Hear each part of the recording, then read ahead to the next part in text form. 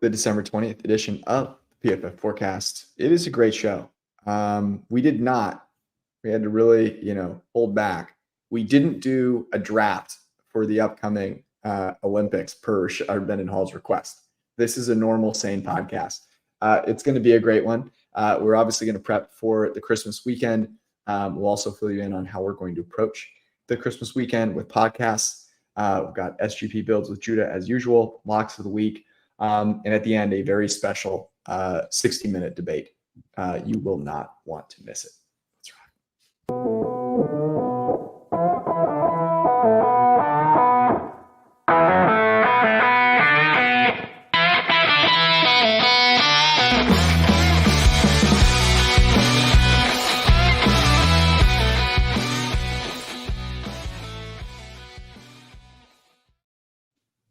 I tried to start with a reading of a Jason Whitlock tweet, but my co-host said no, I could not.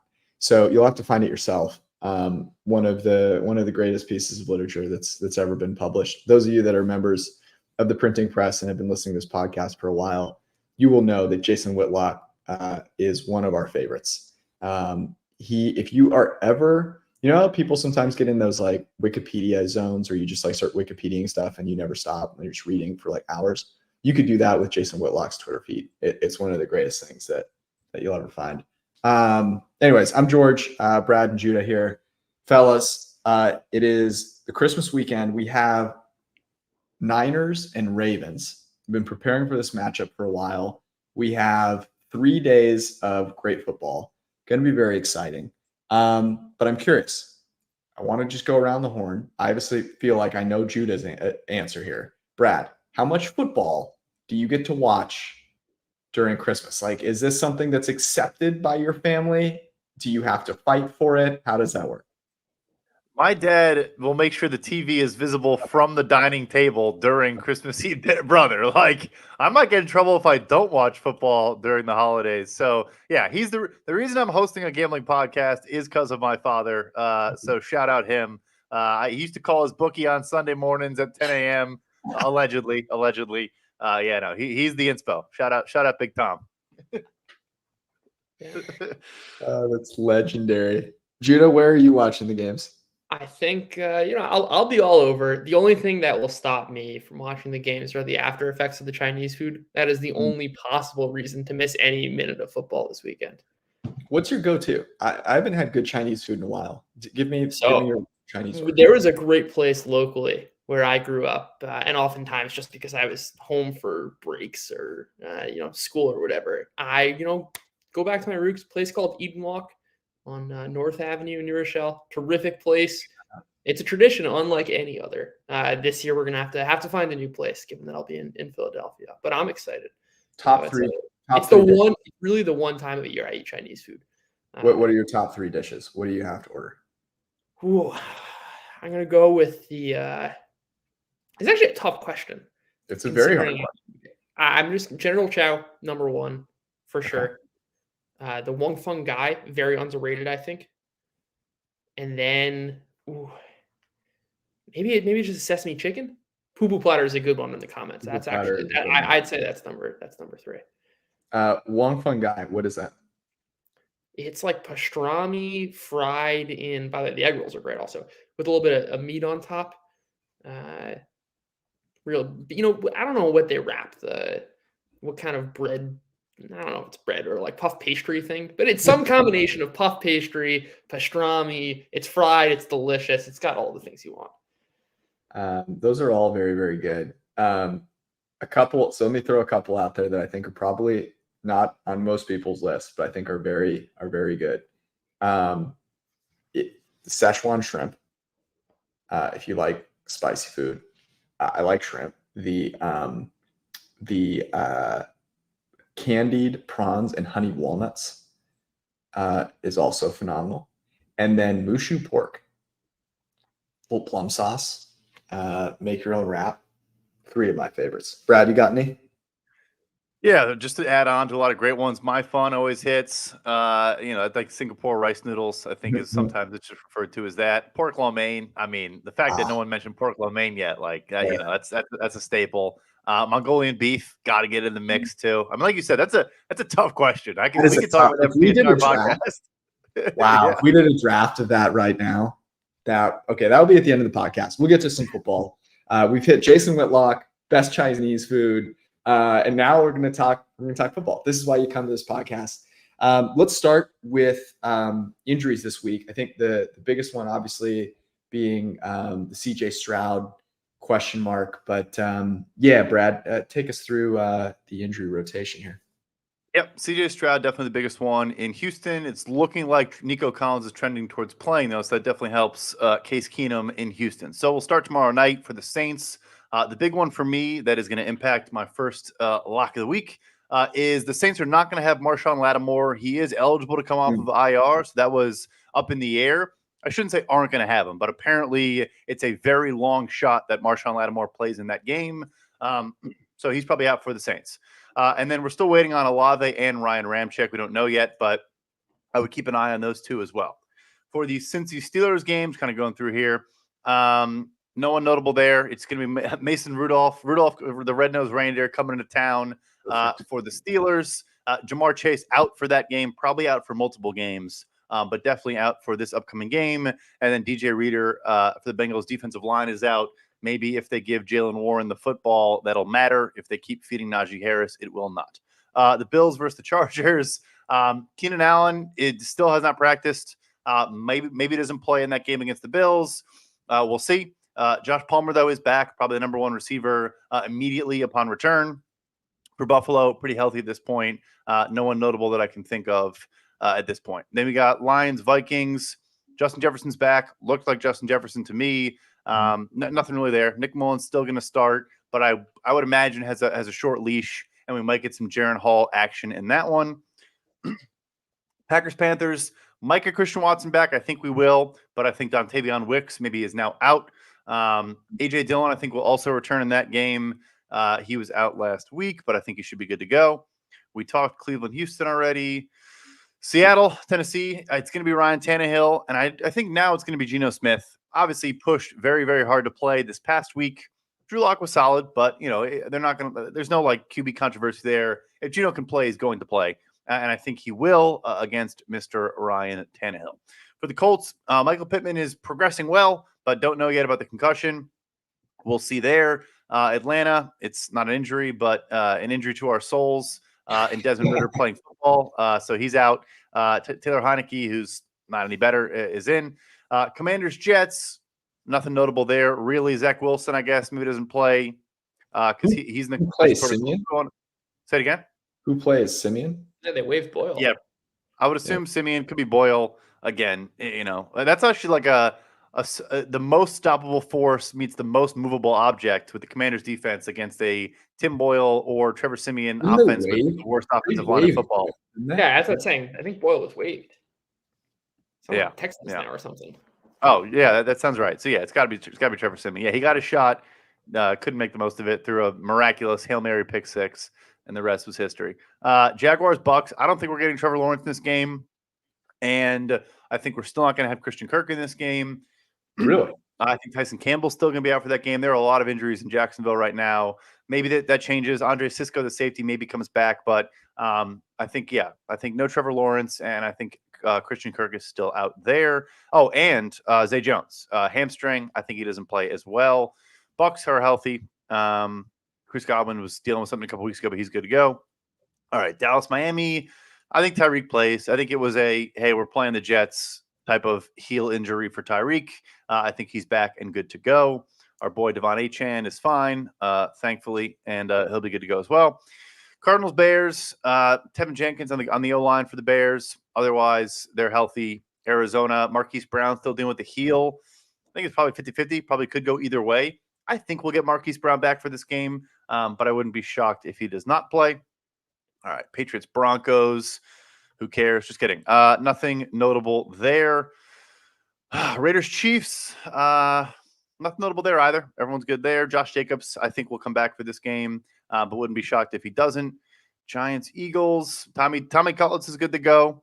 I think, it's his job. Daboll said throughout the rest of the season, so he should be good to go. Darren Waller, George, for your fantasy teams. Thankfully, Darren Waller's back for the playoffs. I dropped him so long ago. I put him on IR, and I might as well just drop them. Eagles, all good there. Let's see here, and then Ravens Niners. There is, off the top of my head, Ronnie Stanley probably doesn't go, but we talked about it. He was rotating with Patrick McCarry a little bit anyway. I don't think it's a huge deal. And then obviously Keaton Mitchell, which I actually think does matter, just insofar as like they don't have an explosive running back now that can pick up a chunk gain. He's obviously out. He's out for the year with the torn ACL. I don't think there was anyone you didn't cover. That was pretty comprehensive.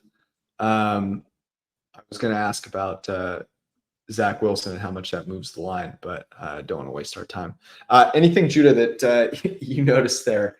The Trevor Lawrence one was a surprise to me. I did not realize that I forgot that he had gotten a concussion. That's interesting. So that's just a pick. Tampa at home with a backup, facing a backup QB. That's interesting.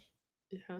That I feel like I was priced into the line, at least, making a favorite. What was really surprising to me is going from Ritter to Heineke moved the Falcons from underdogs to slight favorites, which I thought was quite interesting. I mean, the Colts really are not getting any love, but that was a kind of puzzling move that I saw.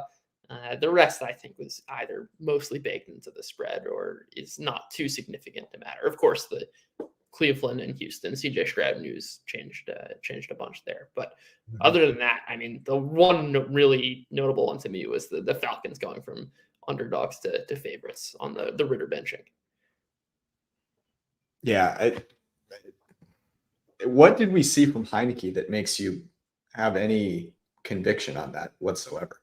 I mean, I know it's crossing zero. Who really cares? But I don't know. That feels a little disrespectful. Maybe a lot disrespectful. The Ryan Tannehill one is interesting. Did that? I guess we knew that Levis was out. What would you guys make the difference between those two guys? I'd say Levis has shown. Oh, go ahead, Joe. I was gonna say I think it's like a point and a half in favor of Tannehill. Like I don't think Levis has done. Yeah, I think Ryan Tannehill is far better at kind of mitigating the surrounding issues of Tennessee, that being the extremely poor offensive line and weak wide receiving core. Like Tannehill just has a little bit more pocket awareness, the getting rid of the ball quicker, throwing a little shorter downfield. Like Levis is just going to have these crazy, crazy highs because if he's chucking these like 40-yard bombs deep and like you're going to hit on 15% of those. And if you stack a couple of those in a game, you're going to put together a good performance. That's just what happened in Miami. And for the rest, he's been a disaster. His pressure to sack ratio is terrible. All of those sort of like in structure stuff. When the structure around him is not particularly good, he's not very good. I think Tannehill's a little bit better kind of escaping that. You're going to have the exact same answer. Yeah, obviously higher variance, positive outcome for Levis, but on the median, Tannehill by a point and a half. Yeah, that's interesting. I would have made it basically a wash. I just their O-line is so bad, and I feel like the reason Tannehill stopped playing is because he just stood there like a statue, and instead of being nimble enough to at least take hits, he just got crushed. And we are getting Sam Howell for the Commanders. That's a good question. Right. It wasn't an injury issue. I don't know if we're getting Sam Howell for the Commanders. That's Judah. That's your that's up your alley. What can you give us? You're the official. I think you got to assume. We haven't given a Sam Howell take in a while. I feel like George has been the commies guy now. I would assume I think you got to assume it's Howell, just because it was kind of like a garbage time benching type thing. Then it actually turned out to not really be garbage time. But I would imagine we would have heard by now if it was going to be Brissett going forward. And they have no reason to, I don't think, go to Jacoby Brissett. It's not as if they're like trying to win. They might as well kind of gather more info here. Might be a dumb question. So I bet he also has a super short leash. Like, do you ever, there probably aren't even markets for it, but just like betting overs on backup quarterbacks that we think could very well come into the game. No, but this is actually something I did bet the Steelers-Colts game, and it came really, really close, was betting like the furthest alt unders I could get on Trubisky, because I thought there was a chance Trubisky would get benched for Rudolph. Betting like furthest alt unders and then pairing that with the receiver over, because there's no way to kind of account for that. Oh, yeah. So that's what I would do if you expect a quarterback benching. But those are obviously very difficult to kind of predict. But maybe there'll be a build worth exploring. That's very interesting. I mean, there's a couple of so first off, the one we just mentioned with Howell, I think is interesting. There's Minnesota you mentioned with Nick Mullins. He made some not great throws. Now the other side of that coin is that I think Detroit's pass defense is susceptible, and like I think you could make the case for him having a good game as well. I don't know. They'll probably leave Rudolph in there the whole time. In Pittsburgh, I don't think they have another quarterback in the stadium in Los Angeles. In theory, Case Keenum's another guy who could get benched for the Bills. Yeah, that's a good point. He looked terrible. But I also wouldn't be like ugly pick. Yeah, he threw an ugly pick in that game. Yeah, that's very interesting. Okay, let's get to same game parlays. I have some thoughts on where you're heading, but I want to hear see that if I'm first. right. No. I'll let you know. If you're going to lead with it, I'm a man of my word. I'll let you know if you hit on any of the ones that I think you're going to hit on, and if not, I'll bring them up. Okay. Well, I think the one we're going to start with for tomorrow night is certainly not one I thought let's speak English here. The one tomorrow night is not one I anticipate you having on your list, and that's going to be a Tyler Higbee build.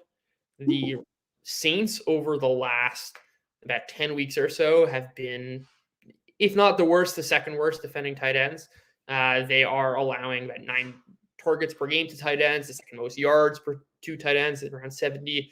Tyler Higbee's had a little bit of like bouncing around with his snap share just because he got hurt in one game and then came back with Easton to work a lot. But if you look at kind of the earlier season usage and even towards the middle of the season, this is a guy who's playing on almost all of the snaps. He is certainly one of those kind of security blankets for Stafford, and the prop is exceptionally low in his alts, which you can find like 65 yards at plus 900 or so, I think are very, very appealing in a matchup where, sure, Stafford's been relying on Kupp and Nakua in recent weeks, but given the matchup, it would be totally unsurprising to kind of see him go and lean on Higbee. And in a very similar way to how we talk about quarterbacks that have really, really low props and not much needs to go right to have 250 yards, not much needs to go right for, like, by every stretch of the imagination, a pretty average tight end in a great matchup to accumulate 65 yards. That's not that many yards, and that's really being priced in as a long shot, just given his recent performance and kind of the usage that I don't think is sticky because he should be a full-time player now that he is totally healthy. That's a spot I'm going to look to build around. Stafford to Higbee, plain and simple. Maybe you can, if you wanted to build in, they probably mispriced the correlation of the Rams actually winning that game. Meaning I think that if you built something like a Stafford 275, a Higbee 275, and then you took the Rams minus 4.5, you get better odds than the Saints 4.5. And I think this game script actually is more likely that the Rams win. I think depends on your risk tolerance. But all of that is to say Stafford to Higbee. I like that in the matchup. That's my first one. I did not have that one. You are correct. So you evaded. You've made it. That was really the goal. The next will go. I feel like I've been doing this every week, but a little bit different this time around. That's me, Jake Browning, going to T. Higgins. I think Browning has really surprised me, certainly, and I think everyone by how well he is playing. There's almost no indication that he hasn't been anything but a really good quarterback. That is not to say that will continue, but at least until he's priced that way, there is some value in just saying, okay, like maybe Jake Browning is that good. And the Steelers are a extremely overrated defense relative to market. Up until this past week, they had been operating as a real run funnel. They obviously got destroyed by the Colts, but this is still a team allowing the second most explosive plays in the NFL. And Browning has, and the Cincinnati Bengals have not really changed their pass rates so much. Going from Burrow as a team that was passing way over expected, they've maintained that with Browning, and books are still kind of pricing Browning as this backup who is not going to accumulate such volume, but the Bengals are still passing a ton. It's a great matchup. I think T. Higgins will operate in kind of this number one receiver role. They've been using a lot of kind of 2 tight end personnel in recent weeks, which has cut into a bit of the share for everyone not named Jamar Chase. Now that they are down Jamar Chase, I envision that kind of Higgins will take the number one role. We'll see the field for the entirety of the snaps. He's going to be in a great matchup against the Steelers. They'll move him around to avoid Joey Porter. And obviously, as you can see on your screen, Levi Wallace and Patrick Peterson or Chandon Sullivan, whomever it might be, are not exactly capable of defending T. Higgins in one-on-one coverages, I don't think. I think Browning's pretty good. I think this is a Steelers defense that is overrated, and the market is not properly pricing. Even looking at the alts that I saw in like 95 yards at 12-1 for Higgins. The new role that Higgins should have, given that he is the number one receiver with Jamar Chase out. Yeah, that makes a lot of sense. So one of my thoughts was that you were going to go on the other side of this with the Steelers, because if the Bengals defense has been terrible. I have not looked at the Mason Rudolph props, but I cannot imagine that they are very bullish on Mason Rudolph at all. Everything is falling apart for them. And there's no reason to expect them to be any good in this game. That said, his name is Mike Tomlin, and he's facing Jake Browning. And so I'm always prepared for something crazy to happen. So that was one that I thought you were going with. Yeah, it's interesting. I thought about I'd be worried a bit about, I think the Steelers will have a ton of success running the ball, especially with the Bengals without DJ Reader. This Bengals run defense has been atrocious. Yeah. I just don't see enough volume kind of stacking up there. And Mason Rudolph is a little bit more of a known, and I think the Steelers offense is a bit more of a known than a lot of these other backups we've attacked. But I obviously can't argue with the logic. Not much needs to go right against a really terrible Cincinnati defense. Would I be totally surprised if Rudolph lucks into a 250 day? Absolutely not. But it's not something that kind of stands out relative to other backups in similar spots. If Lou Anarumo doesn't force Mason Rudolph to beat him, then there's a problem. Like, you just can't let Jalen Warren and Najee Harris run all over you. Yeah, it's true. But, what do we say about coaching our bets? That's one thing I don't have too much confidence in. All right, where are you going to next?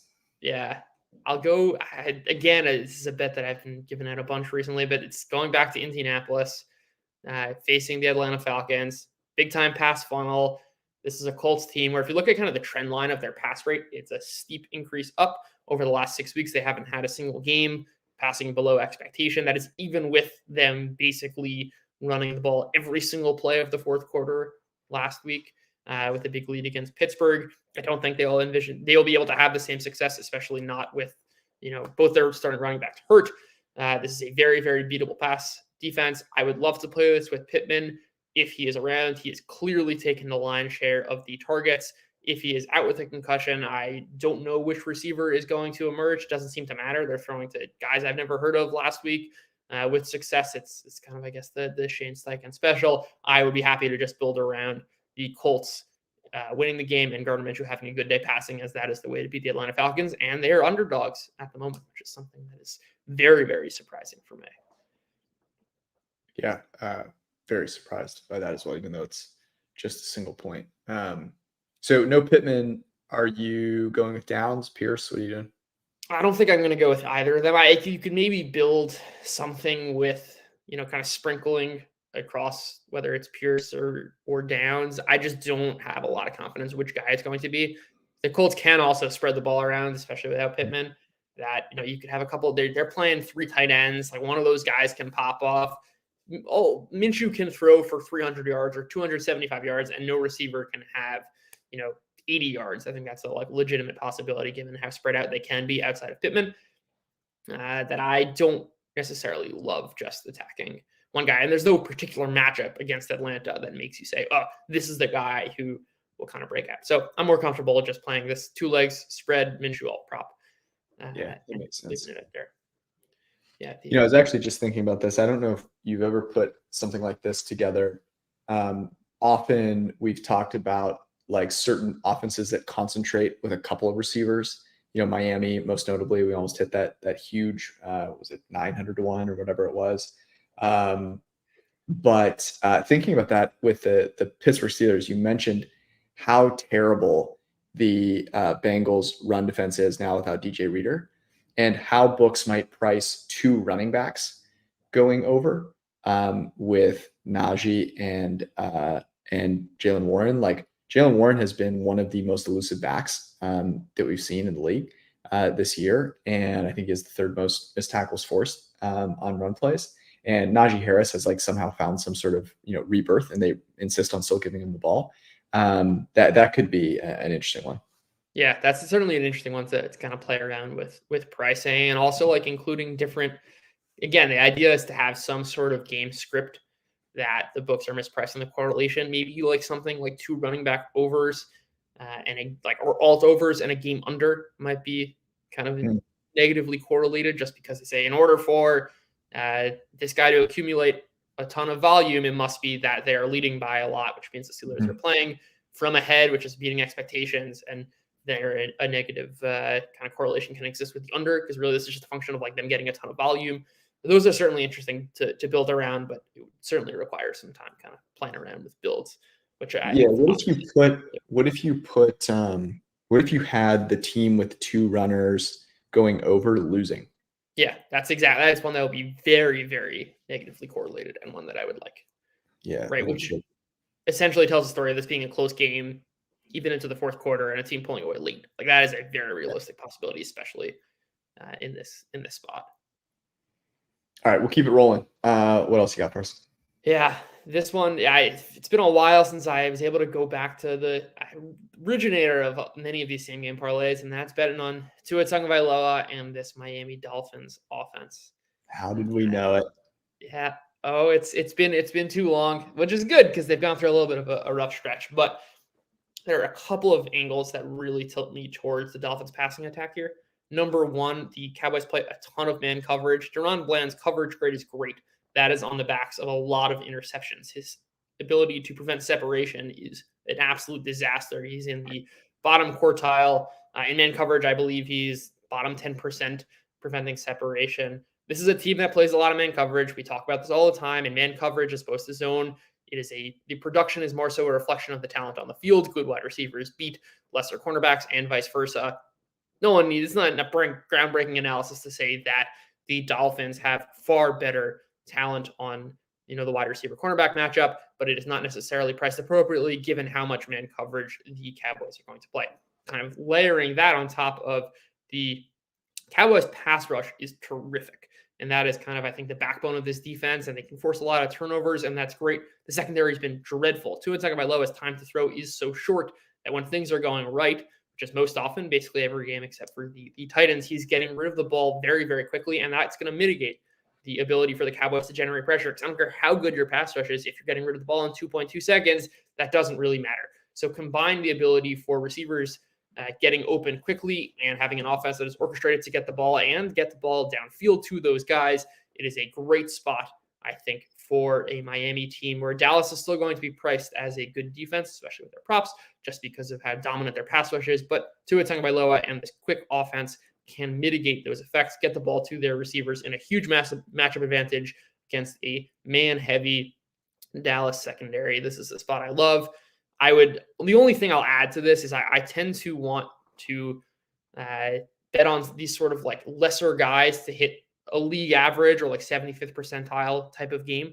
It's a little bit harder because this is a 51.5 point total. There's no fooling around it. Like, okay, the markets are going to be pricing in a premium on these offenses, but I do think this really uniquely sets up as one of those 90th percentile and above offensive games where we could really see 70, 80 points scored.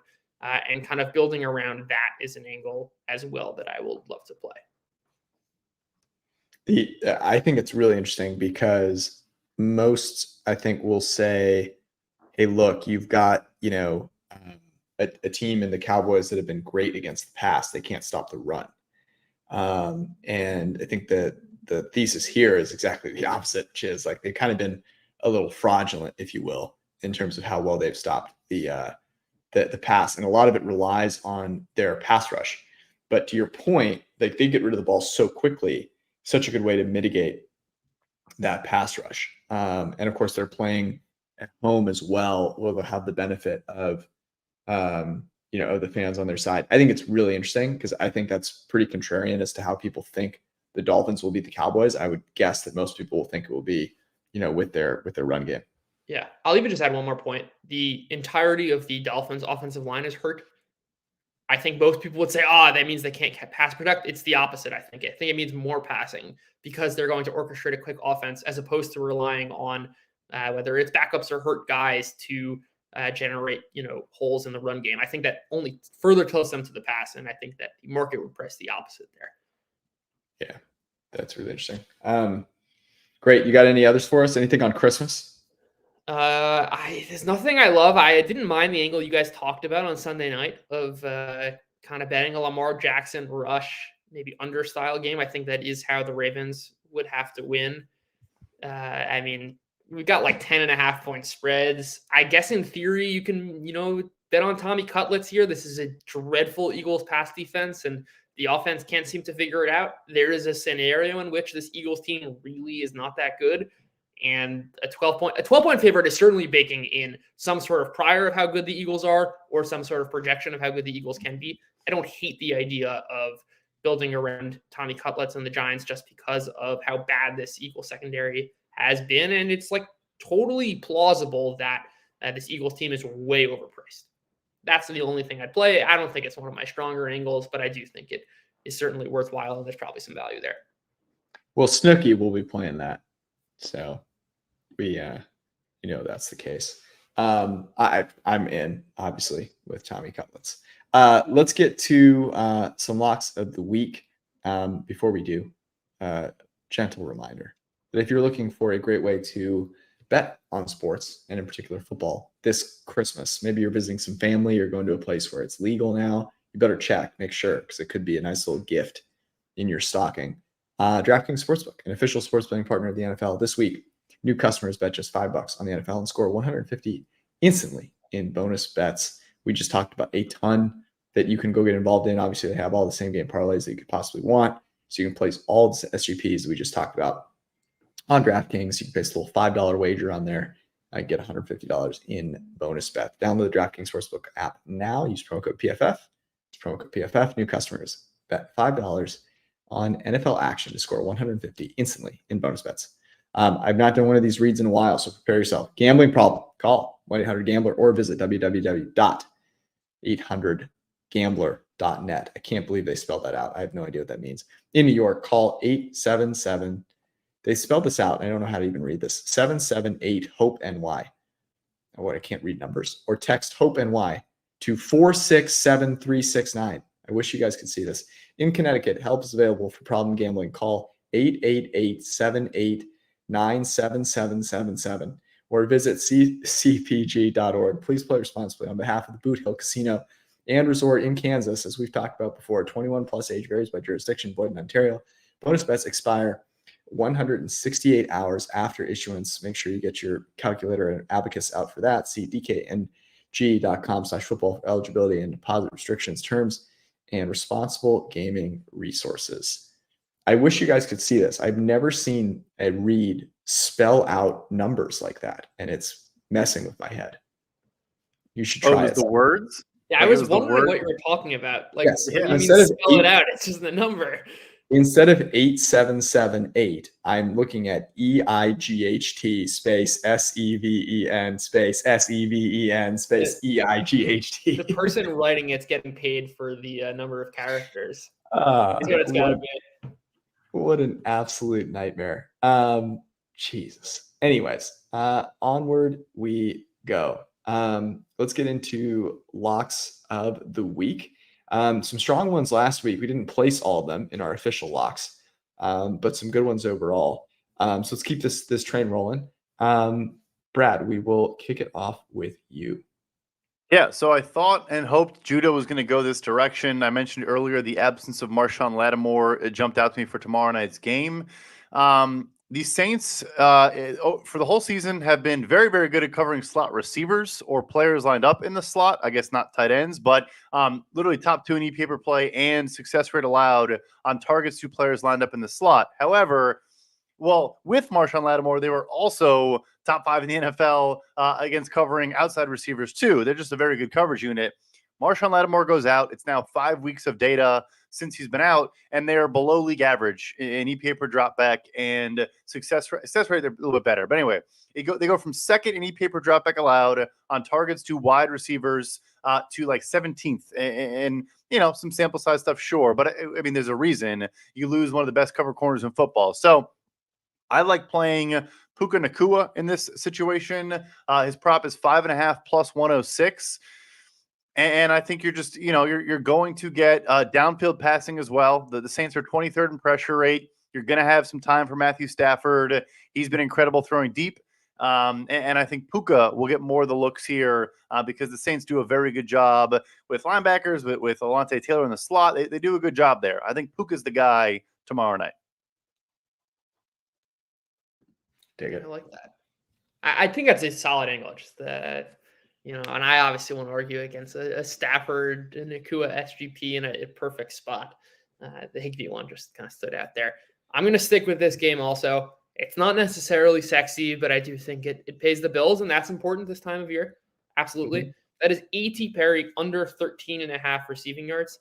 This is a guy who was tied for third in wide receiver snap count last week. That's been trickling way down. Chris Olave should be back in this one. I believe Dennis Allen mentioned that today. He's fourth in the pecking order for snaps, and the books are pricing him as still having this kind of wide receiver 2 role where he was playing while Rashid Shaheed and Chris Olave are out. Those guys are back in the lineup, I should say, or King Rashid Shaheed. He's behind Keith Kirkwood. He's behind Lynn Bowden. He's not going to be playing often. I'm just going to bet his under because 13.5, not a lot, but he's also not going to be seeing the field. I love it. I absolutely love that angle. We don't bet enough unders, honestly. Overs are so much fun, but they're unders right for the picking. And what percentage of NFL fans that you said, who does A.T. Perry play for? And they mentioned an NBA basketball team. Like a chunk. Yeah. Also, my bad on the injury report. Yeah, Olave doesn't have a designation. Olave is a full go tomorrow. Full go. Okay. We're gonna keep this going. I'm gonna stick with this game. Over 46. Now, everyone is obsessed with the under in these primetime games. They're all going under, yada, yada, yada, yada, yada. Okay. I look at the defense for the New Orleans Saints. You just called out the weakness to both tight ends and in the slot. I think that the strength outside, this is actually an area where you can mitigate that with the way that the Rams play this game. This is also Sean McVay revenge game. He wants nothing more than to light up this defense in Los Angeles. And then on the other side, I think it's really interesting. I think the Rams defense has played, decent, but I thought Carr and that offense played all right. And we'll get get Olave back against some corners that you can take advantage of. So I like over 46. I know that everyone will be on the under and everyone loves the primetime unders. But I'm here for a good old fashioned, little bit of a shootout. And, I don't think that the Saints defense, even though they've played well and they've covered well, is a particularly good matchup for the Rams, both up front and in the secondary. So lean the over 46 in Saints Rams. Yeah, I don't like it as a matchup either. Running between the tackles has been a strong suit of McVay this year with kind of a shift in his approach. And the interior defenders for the Saints are not particularly great. So I like that one. So another prop under. So I'm with you, George. Yes. It's Justin Fields under 19.5 completions. I see minus 102. I think there's some even money out there as well. This isn't an anti-Justin Fields bet. It's the Cardinals have the worst run defense in the NFL by a comfortable margin bet. And I think you see a three-headed monster now in Chicago. They're running all three guys, and obviously Fields included. The concern to a degree, I suppose, could be game script if they're down and need to throw, which could happen. You never know when Kyler's going to pop off, but that has not happened to this point. The Bears defense, I think at this point, is enough of a sample to say, I know I joke and say they're elite. They're an above average unit. They're pretty good now, and I think they are going to cause a lot of problems for Arizona. So anyway, but it's honestly more just that I think Chicago is going to run the ball down their throat. That I was hoping you'd give something like that. You mentioned it on the Sunday pod, and it was something that I really liked. Yeah, I'm gonna go back to the well. We had this last week. James Cook over 46.5 rush yards. I think that was the sweatless bet for a while. I really should have played the alts there, I guess. But he is at 67.5 against a Chargers defense that also disaster against the run. They can't stop a nosebleed.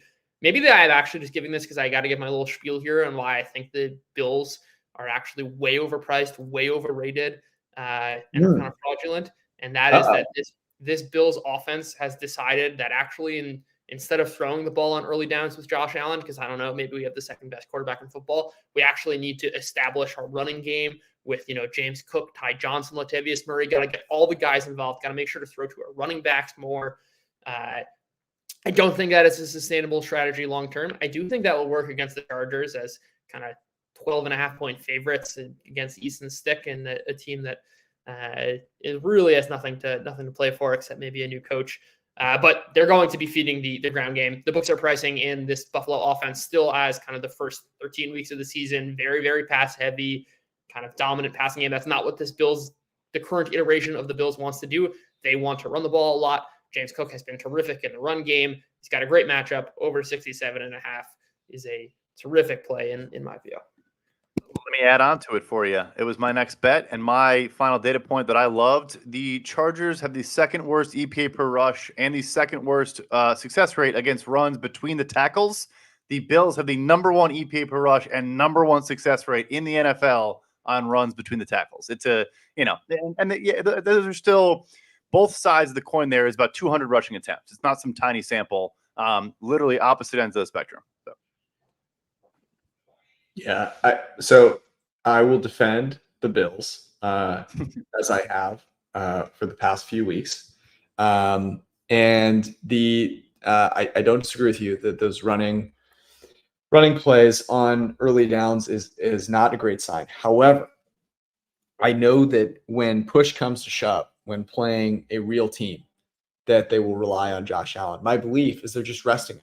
They're just putting the burden. They can win these games with James Cook running the ball. And when you can do that, when you can give Josh Allen an opportunity to throw for under 100 yards, you need to do it so that you can save them up for when the games really matter. So I'm coaching my bets as you're not supposed to do. And I think that they will rely on him when it matters. I actually think that getting more of these guys run is important. You're going to need a James Cook. You're going to need Johnson as well to be able to be parts of the offense, I think, in the passing game, given the way that some of the receivers have played. So I think ultimately a benefit for them. And, the other thing is you'll be establishing the run in these games to set up the pass in the games where they matter. So there you go. All right, my turn. I'm going to head to, you guys mentioned this game. I am fully on the Shane Steichen, largely to blame for the Eagles being not as great on offense. And I don't think it's a mistake that the Colts have been very good on offense, much better than the market thinks. And because the market isn't really accounting for what Shane Steichen is doing. So I think you mentioned the move here to the Falcons' favor. I think it's absolutely ridiculous. It's one of the bigger coaching mismatches that you will see. Not to mention a pretty big quarterback mismatch as well. Taylor Heinicke looked horrible. I mean, horrible. Like, I think everyone expected him to be kind of the spunky Washington Commanders guy that they saw. He was not that at all. Not very good for the Falcons offense. Clearly they have no idea what's going on. Whereas I feel like the Colts actually do. Like, the Colts are a real football team. And have a coach who knows what he's doing. So I take their money line. I think that's the bet to place. I would even consider like an alt spread here. Maybe like Colts -3.5 or something like that. I just think this is patently ridiculous that they are not at least a 2.5-point favorite here in Atlanta. They haven't had respect just at all. Like, we've talked about it 4 or 5 shows at this point, I feel like, and we bet it, and then and then they cover. What do you say? They're the number 1 ATS team in the NFL. I think we talked about last week. So anyway, I'm tapped out. A couple of mine got stolen, which is a good thing, but I'm tapped out. Okay. Yeah, I got one more. That's Jalen Carter over 0.25 sacks plus 130. I mean, Tommy Cutlets, he's our boy. There's no denying it, but he also takes way too many sacks. If you look at kind of any pressure to sack, right, this guy is just he's off the charts bad. He is taking way too many sacks. Somehow managed to go sackless in that Packers game. I guess that's how he had 75 rush yards. There's a massive mismatch from Jalen Carter, who is our 6th ranked player. As you can see, you just look on the screen. It's a sea of red or orange on the Giants interior with Justin Pugh, who did stand in admirably. That was the Sunday Night Football against the Bills. But these are all guys with 43, 45.2, 51.1 PFF grades. It's a massive mismatch. Tommy DeVito takes way too many sacks. Not going to overthink this one. It is Jalen Carter is just going to wreck this Giants offensive line.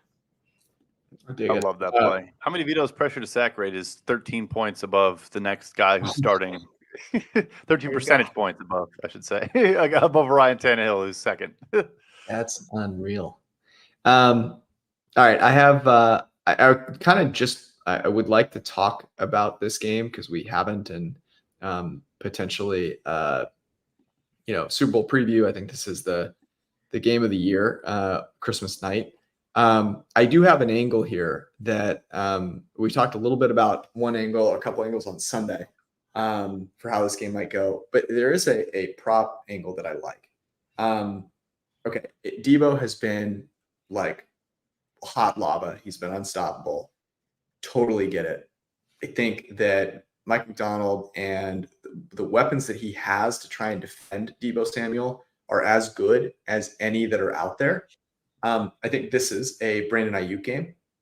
Last week or a couple weeks ago, we talked about how absurd it was that Debo Samuel's yardage total was like 20 points below Ayuk's, and he went out and had 100 yards and an absolute cinch.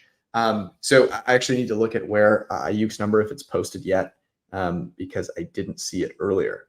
But I think this is the time to go in on Ayuk. I also think that hopefully this Baltimore Ravens defense depresses these numbers ever so slightly. Let me see if I can find it here. You get 61.5 for Ayuk. 61.5. Yeah. And so I see Debo's right there now at exactly the same number, which makes a lot of sense. So I just think, and I would consider probably some alts here, maybe 70 or 80 plus. But I think this is an Ayuk game compared to a Debo game. I just feel like, based on how well Debo's played, you're going to have to pay him some extra special attention, in this game where you're going to get diced up. So yeah, I see 70 plus is plus 118, 80 plus is plus 182 for Mr. Brandon Ayuk. Ravens have been a very, very good coverage unit, but he's going to face Marlon Humphrey, who's actually only graded 70th out of 118 on a fair number of his snaps. We're projecting him for 13.4 routes against Humphrey. And I think they're going to have to leave Humphrey on him on kind of an island to account for all the other weapons that the Niners have. So Ayuk, highest graded separation grade per PFF in the league, and I'll ride with that. All right, no others, but I'm curious your guys' take on Ravens and Niners here. It's such a fascinating game where you have, like, in theory, the defense that can slow down the Niners for all the reasons we talked about. I think there are a couple of angles working against that. Number one, like, the Ravens really have not played any particularly good offenses and did struggle against the Rams in a game that was abysmal weather. Stafford almost threw for 300 yards. They gave up 30 points. So whatever metric you want to look at. They were also kind of struggling against the Jaguars a bit until Trevor Lawrence got concussed. That game, I think, looks very, very different if the Jaguars don't miss a bunch of field goals. I mean, the Jaguars always do that, but from a yardage perspective and a fundamentals perspective, this is the Ravens defense that did struggle. And the second and main thing here is that, when you have 95th percentile offense and 95th percentile defense, those two things don't average out together. The offense in the modern NFL wins, and I'm not sure anyone can stop the Niners in this current iteration. I think the price is right, and it's kind of crazy because this is arguably the number 2 team in the NFL, and to say there's adjusting for home field, a 4-point difference between those two is a huge number, but I kind of think it's accurate. What do you think, Brad? Yeah. We talked about it a bit on Sunday. Judah mentioned the script conversation we had where we think it's got to be a low-scoring game.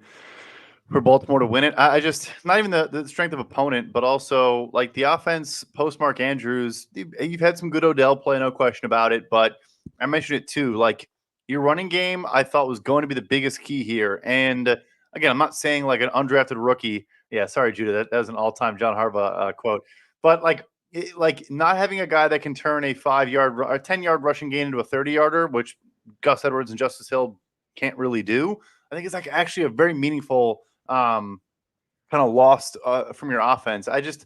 You do have the Ravens defense with 2 good off-ball linebackers to protect the middle. Kyle Hamilton is incredible. Like in theory, it's a great matchup for their defense. There's no question about it. But how many times have we said that, or thought that, and then an elite offense comes in and just it doesn't really matter. So yeah, I feel the same way I did. I just think Lamar's gonna have to have an MVP type game, run for 80+ yards, and win like 20-17 is the only way I see this happening for Baltimore. Right. One thing to think about there is, and I agree with you, but the point that you made first, I think, is a really salient one, which is, or Judah, that you made 95th percentile offense, maybe even higher than that, versus a really good defense. And, you bet on the offense there. So I talked about this on Sunday. Like, I think if you're going to play the Niners, you should play some alts. I can see them, going out and stomping on this Ravens team. And the reason for that is kind of as you talk about, which is I think that the Ravens will have to put up a bunch of points. Now, they could, like Lamar has played well, and that would be like the contrarian view there is like if they're going to win, the Niners are going to score points, so they've got to score points as well, which I think is probably less than likely to happen. So I do kind of like playing the Niners on alts, sort of a la the Cowboys game and the Eagles game as well. Yeah, it's a very interesting also. Both of these teams have played an overwhelming majority of their snaps from the lead. That by definition can't be true, right? Like we all saw that graphic, and Brady mentioned it on the pod on Sunday night. Like the Ravens have played more time with the lead than like any team since 2005. The Niners also are like right behind them. Like something about the game script is going to be different from the regular season. It's almost a real test, I think, going into the playoffs of like what each of these teams are. At least one of this, we're going to get some information on one of these sides. I think that will actually be more notable than any other random 1-game sample, right? Like usually I don't want to overreact to like one spot. I actually do think if there is any game by which we're going to learn like something really meaningful about these teams, it is this game. Is there a live angle there? So like you just bet whichever team is up because the team that's down is not going to know what to do. We don't really like the absence of evidence is not like evidence of it. Like we don't really know. Because like we have no sample of this thing to be true. I would say if the Niners do go up, just with the way they can front run and the fact that like the Ravens run defense should in theory be a lot better than they are. And they were really terrific at the end of the last season, but have actually really struggled this year.